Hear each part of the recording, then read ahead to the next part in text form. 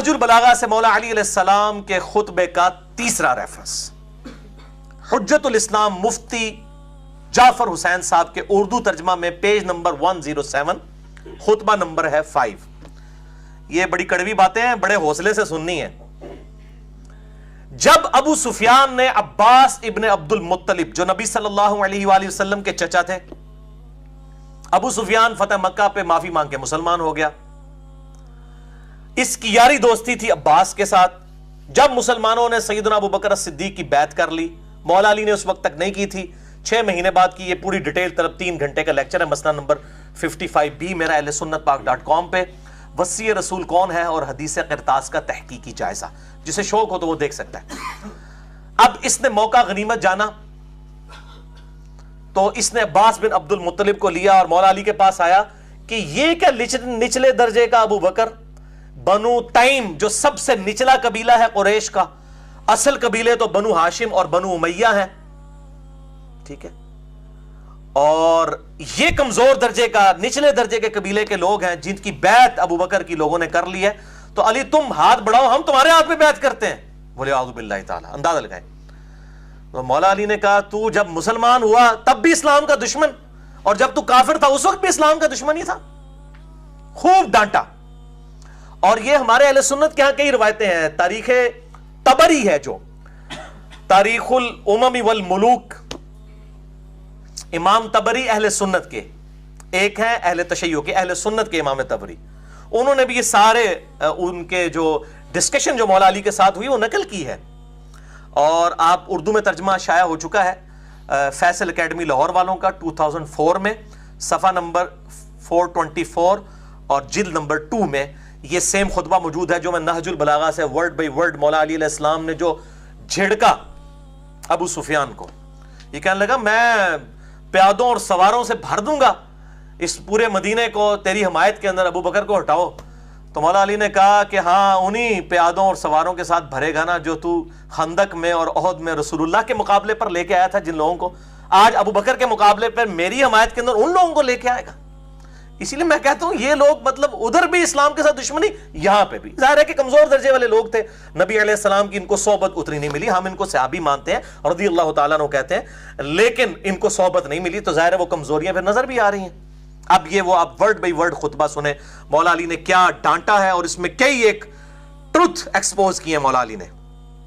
اے لوگو، فتنہ و فساد کی موجوں کو نجات کی کشتیوں سے چیر کر اپنے کو نکال لو، تفرقہ اور انتشار کی راہوں سے اپنا رخ موڑ لو، نہ انتشار پیدا کرو، جب بیعت ہو گئی ہے ٹھیک ہے۔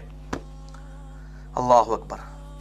فخر و مباحات کے تاج اتار ڈالو، وہ اتنا فخر کرتا تھا جی، بنو تیم، ایک بنو تمیم ہے ایک بنو تیم ہے جس میں سے سیدنا ابو بکر تھے، وہ کہتے ہیں یہ بنو عدی بھی بالکل نچلے درجے کا تھا جس سے حضرت عمر بنے ہیں۔ یہ قبائلی سسٹم میں اس وقت 2 ہی تھے، ایک بنو امیہ اور دوسرے بنو ہاشم، ایک کے پاس جو ہے حکومت تھی اسلام سے پہلے، دوسروں کے پاس جو ہے وہ بنو ہاشم کے پاس جو ہے وہ خانہ کعبہ کی تولیت تھی، جس طرح آج بھی سعودیہ کے اندر آل سعود ہیں ان کے پاس حکومت ہے، اور آل شیخ جو ہیں انہوں نے مسلح سنبھالے ہوئے ہیں، یہی معاملہ اس وقت بھی تھا۔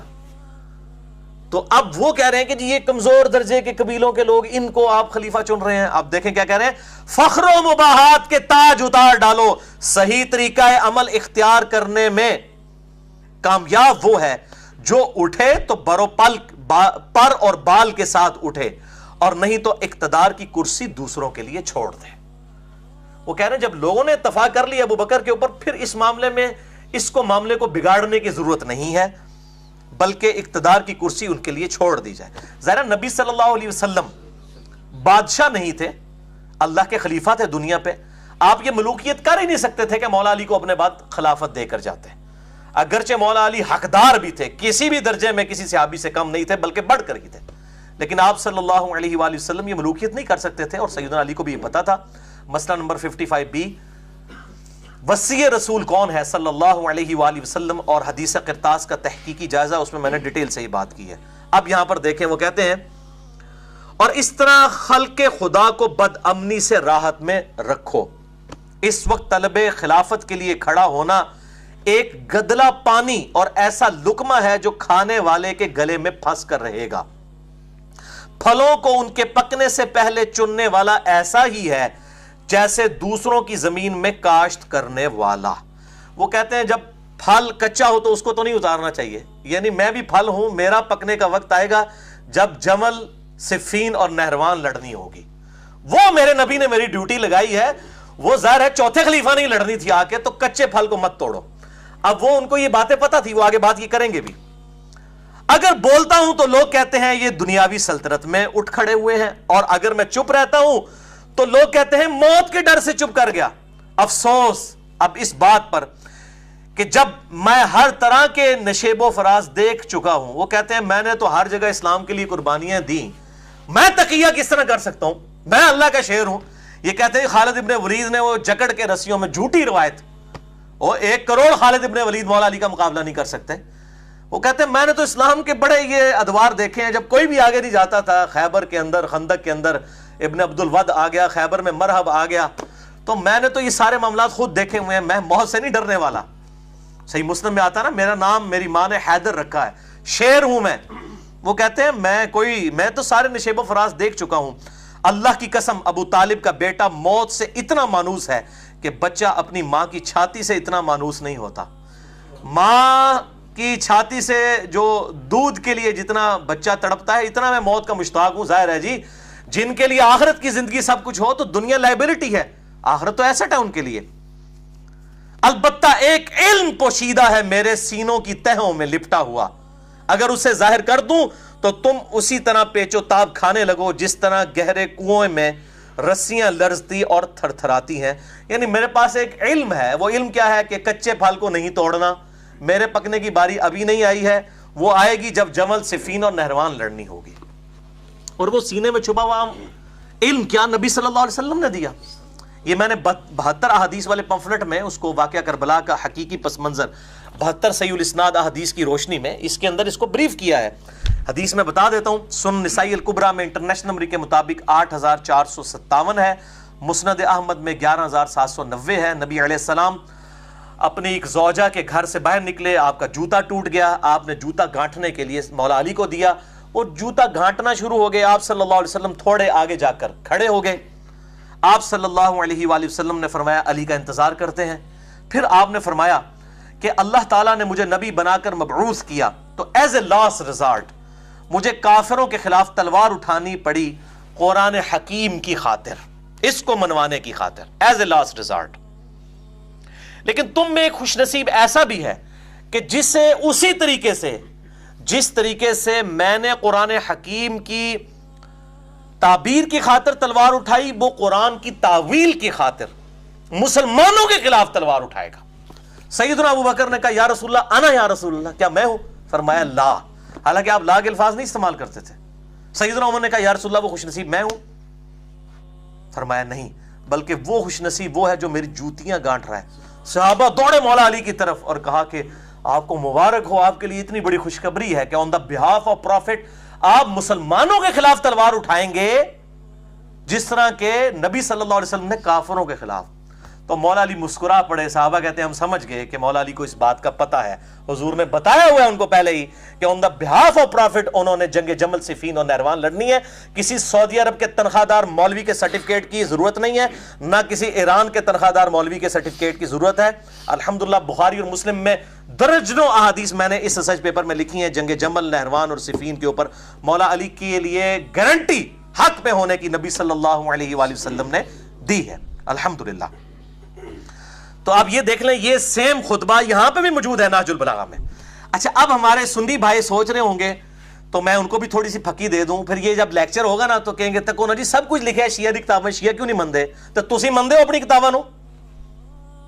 مجھے بتائیں بخاری اور مسلم میں نماز کا طریقہ رفع الیدین کے ساتھ لکھا ہوا ہے. اہل تشیع رفع الیدین کرتے ہیں رکوع میں جاتے وقت اور رکوع سے اٹھتے وقت, اور اہل سنت میں صرف 2-3% لوگ ہی ہیں اہل حدیث جو وہ کرتے ہیں, باقی 95% سے زیادہ سنی تو رفع الیدین کوئی نہیں کرتے. تو میں اب سنیوں سے پوچھتا ہوں, آپ بخاری اور مسلم کو مانتے ہیں جو آپ یہ ڈیمانڈ کر رہے ہیں کہ شیعہ نہج البلاغہ کو مانے؟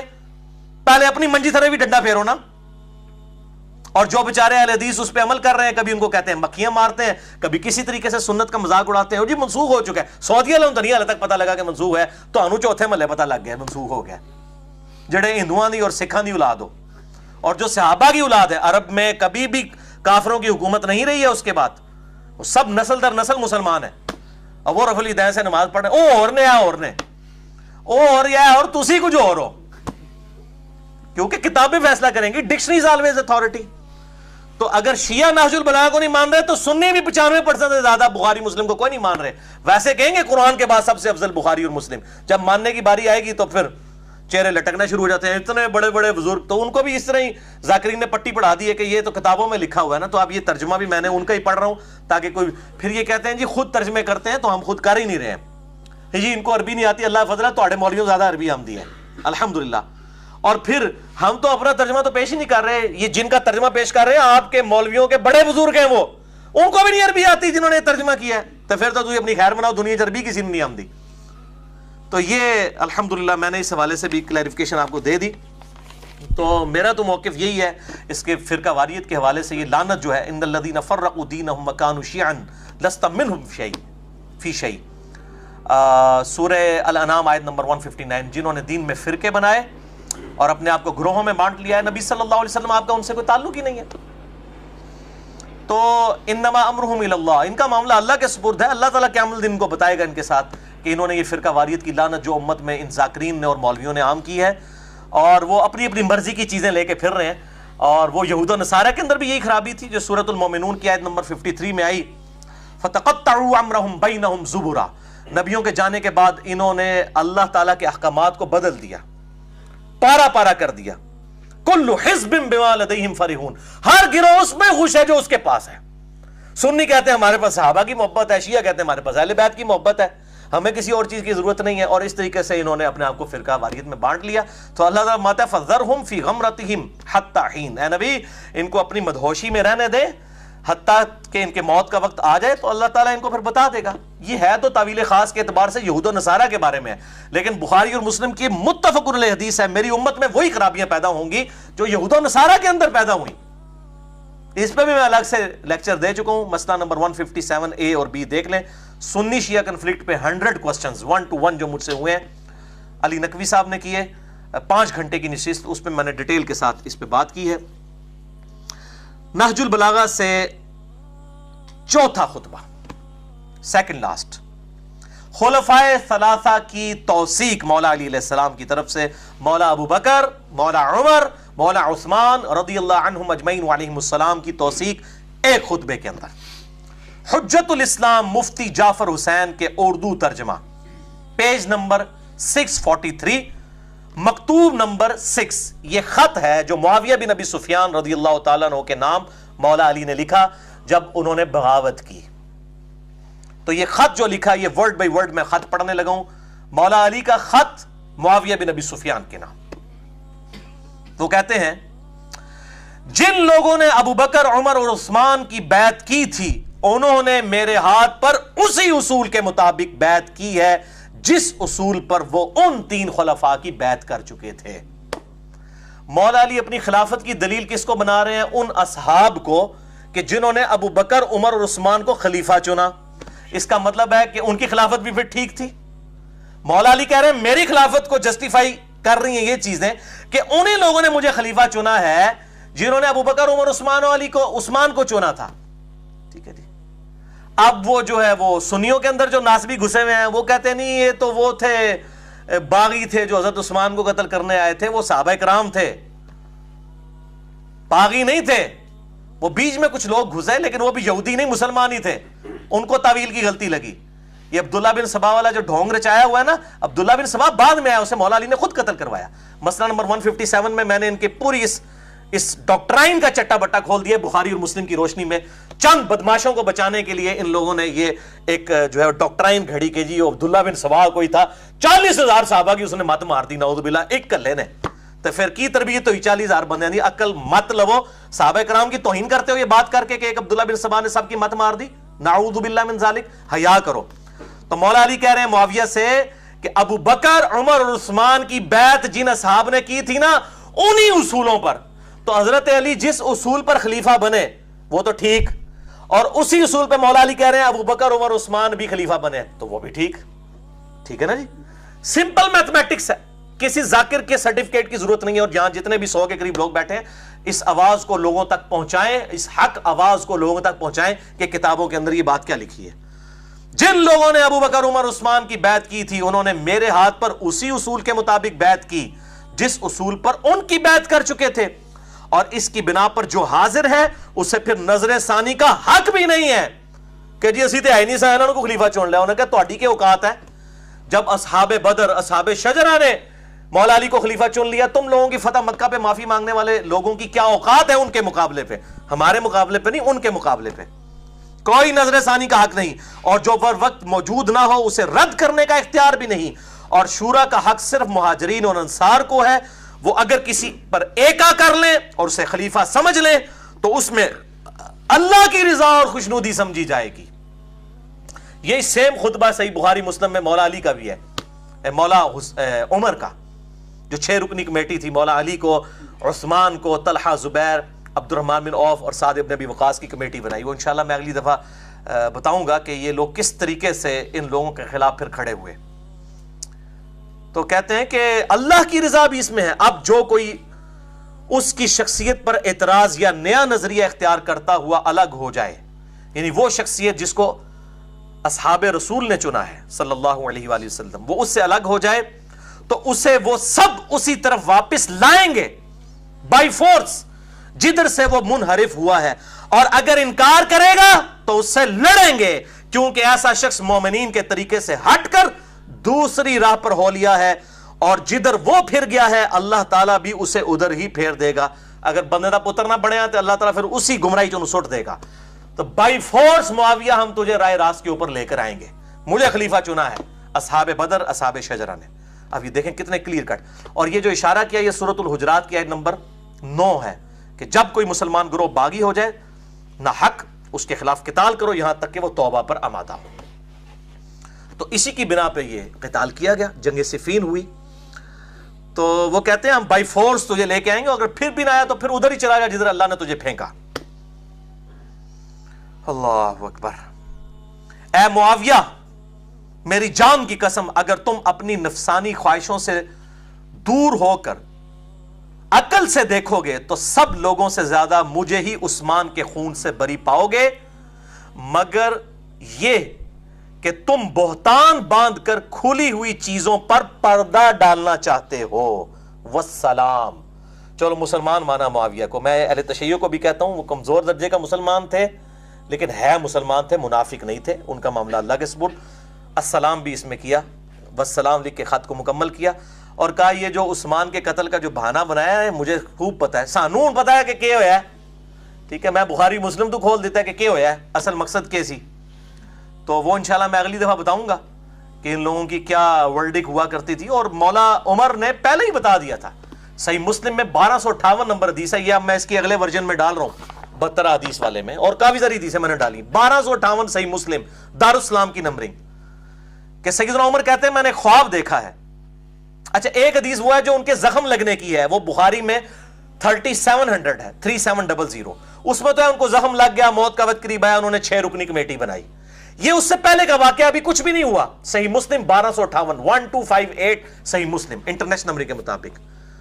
سیدنا عمر نے خطبہ دیا اور اس میں رسول اللہ کا ذکر کیا صلی اللہ علیہ وسلم، ابو بکر کا ذکر کیا اور کہا کہ دیکھو میں نے آج رات ایک خواب دیکھا ہے کہ ایک مرغے نے مجھے 3 دفعہ ٹھونگ ماری ہے، اور میں اس کی تعبیر کرتا ہوں کہ شاید میری موت کا وقت قریب آ رہا ہے، مجھے قتل کر دیا جائے گا.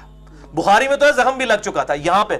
اور اگر مجھے کچھ ہو جائے تو دیکھنا خلافت کے امر کو ان 6 بندوں سے باہر نہ جانے دینا جن سے نبی صلی اللہ علیہ وسلم اپنی وفات تک راضی رہے: علی، عثمان، طلحہ، زبیر، عبد الرحمن بن عوف، سعد بن ابی وقاص رضی اللہ عنہم اجمعین وعلیہم السلام.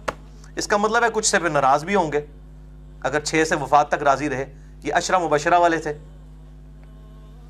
ان میں سے خلیفہ چن لینا، اور اس کے بعد مجھے یہ خطرہ ہے کہ جن کو میں نے اسلام کی خاطر اپنے ہاتھوں سے مارا ہے، مار مار کے اسلام میں داخل کیا ہے، جن کو اسلام کی خاطر، فتح مکہ پہ وہ لوگ معافی مانگ کے مسلمان ہو گئے ہیں. مجھے خطرہ ہے کہ یہ لوگ خلافت کے معاملے میں تان کریں گے، وہ کیا بھی ہے دیکھیں. اور اگر یہ ان 6 بندوں کے خلاف کھڑے ہو جائیں تو ان کے کفر اور گمراہی میں شک نہ کرنا. یہ مولا عمر کا فتویٰ ہے بھائی جی، یہ سعودی عرب دا فتویٰ نہیں جے، نہ ایران دا فتویٰ جے. ان کے کفر اور گمراہی میں شک نہ کرنا جو ان 6 بندوں کے خلاف کھڑے ہوں. ہم کہتے ہیں آپ فیصلہ کریں. چلیں کفر کو آپ لغوی معنوں میں لے لیں، کفران نعمت، لیکن گمراہی کا تو اور ترجمہ کوئی نہیں ہو سکتا، ضلالہ کا تو ترجمہ ہی کچھ اور نہیں ہو سکتا. ٹھیک ہے، ہم پوچھتے ہیں ان 6 بندوں کے خلاف کھڑے ہونے والوں کو مولا عمر نے کہا ہے کہ گمراہ اور ان کے کفر میں شک نہ کرنا جو اس قسم کے اختلاف کریں گے. تو یہی آپ دیکھ لیں، ادھر بھی کلیئر کٹ سیدنا علی بھی کہہ رہے ہیں کہ یہ اللہ کی منتخب کردہ شخصیات ہیں جن کو اصحاب بدر اور اصحاب شجرہ چنے. اگر یہ کوئی اس طرح کی حرکت کرو گے تو تلوار کے زور پہ تمہیں سیدھے راستے کے اوپر میں لے کے آؤں گا. بہرحال اس حوالے سے مولا علی علیہ السلام کی جو حقانیت ہے بخاری اور مسلم کی احادیث کی روشنی میں نے اس پہ ڈیٹیل لیکچر دیا ہے. خلافت و ملوکیت صحیح مسئلہ خروج اور فکر حسین حق پرستی کی علامت ہے، مسئلہ نمبر 101 اہل سنت پاک.com پہ. اور باقی یہ واقعہ کربلا کا حقیقی پس منظر 72 صحیح الاسناد حدیث کی روشنی میں، اس میں 150 روایتیں، اب انشاءاللہ 200 ہو جائیں گی جو میں اب اور اس کا اگلا ورژن انشاءاللہ نکالنے لگوں. پھر انشاءاللہ معاملات بالکل کھل کر سامنے آ جائیں گے. یہاں پہ میں ایک بات خصوصاً اہل تشیع کے لیے کر دوں، اپنا اہل سنت کا مقدمہ میں ان کے سامنے رکھ دیتا ہوں کہ اہل تشیع بھائیوں سے بھی میری ریکویسٹ ہے کہ وہ اہل سنت کے بارے میں اس حوالے سے کوئی بدگمان نہ ہو. اہل سنت میں کوئی دوسری رائے نہیں ہے. ہم حضرت معاویہ ہوں، حضرت مغیرہ ابن شعبہ ہوں، حضرت عمر ابن عاص ہوں، حضرت بصر ہوں رضی اللہ عنہم اجمعین، ہم صرف ان کا اتنا دفاع کرتے ہیں کہ ان پہ لعنت نہ کریں. ان کے مرنے کے بعد وہ اللہ کے پاس جا چکے ہیں، اللہ جانے ان کا معاملہ. ہم صرف اتنا دفاع کرتے ہیں، باقی ان کی غلطیوں کا کوئی جھوٹا دفاع نہیں کرتے. ہم الحمدللہ ابو بکر، عمر، عثمان و علی اور حسن ابن علی ان 5 ہی کو خلفائے راشدین مانتے ہیں. ایون امام ابن تیمیہ نے منہاج السنہ میں لکھا کہ خلفائے راشدین 5 ہیں، ابو بکر، عمر، عثمان، علی اور حسن ابن علی. 6 مہینے ان کے بھی ڈال کے 30 سال پورے ہوتے ہیں. حافظ ابن کثیر نے آیت الاستخلاف سورہ نور آیت نمبر 55 کے کانٹیکسٹ میں تفسیر ابن کثیر میں، حافظ ابن کثیر المتوفی 774 ہجری، انہوں نے بھی لکھا ہے کہ یہ 12 خلفاء والی جو حدیث پیش کر کے تو یزید کو ان لوگوں کو بیچ میں ڈالتے ہیں، یہ 12 خلفاء نہیں 5 ہی ہیں کنزیکٹو. بعد میں 12ویں امام محمد مہدی ہیں، بیچ میں خلیفہ آئیں گے، ان میں سے ایک عمر بن عبدالعزیز ہیں. انہوں نے نہ معاویہ کو نہ یزید ابن معاویہ کو خلفائے راشدین میں شامل ہی نہیں کیا، نہ ابن تیمیہ نے، نہ ان کے شاگرد امام ابن کثیر نے. تو یہ الحمدللہ کوئی دوسری رائے نہیں. ہم صرف کہتے ہیں کہ لعنت نہ کریں اور اس حوالے سے ذرا اصلاح کا دروازہ تاکہ